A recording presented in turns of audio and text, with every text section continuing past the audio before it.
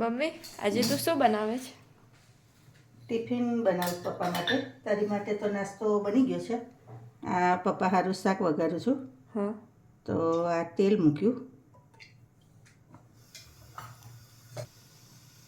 તેલ થાય ને એટલે અજમો એડ કરી દેવાનું અને થોડુંક જીરું એડ કરી દેવાનું.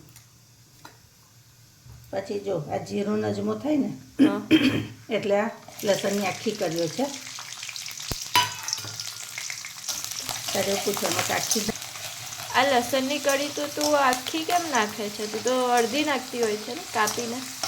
એટલે કાપીને નખાય, છૂડીને નખાય, પણ હવે આજે જરા આખી નાખવાની ઈચ્છા છે એટલે આખી નાખી. હવે એમાં હળદર એડ કરી દેવાની અને 1 ચમચી મરચું, 1 ચમચી ધાણા જીરું, આ બધું એડ કરી અને ભીંડા એડ કરી દેવાના. અને આજે હું બનાવું છું ભીંડા કેપ્સિકમનું શાક, એટલે એની જોડે કેપ્સિકમ પણ એડ કરી દીધા.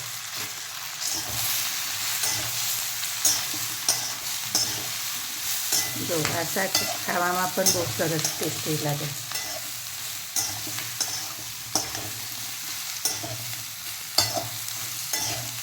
તને ભીંડા અમે બહુ ભાવે છે ને? હા, બહુ જ ભાવે.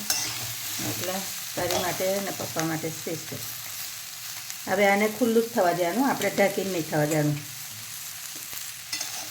આને કેમ ઢાંકવાનું નહીં?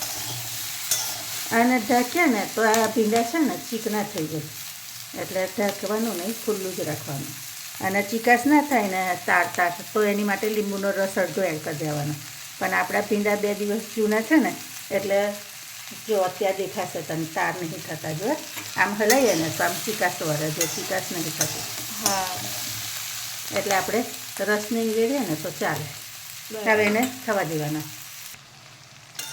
તો જો વચ્ચે 2 વાર હલાવીશું.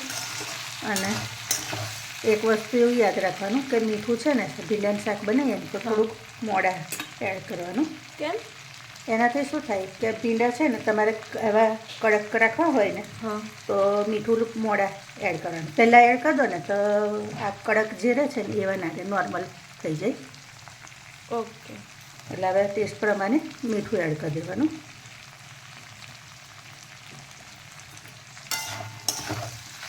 હવે એને 2-5 મિનિટ રાખવાનું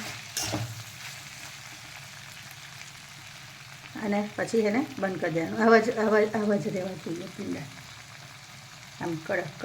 બરાબર. જો તેલ માપનું નાખ્યું હતું કોઈ નીચે આવી ગયું ને આવી રીતે કરે ને તો પછી તમારે તેલની બહુ જરૂર ના પડે અને સરસ થઈ જાય. હવે જો શાક બરાબર સરસ થઈ ગયું છે. જો બરાબર. હવે જે ખાંડ ખાતા હોય ને એ લોકોએ આ ટાઈમે ખાંડ એડ કરી દેવાની.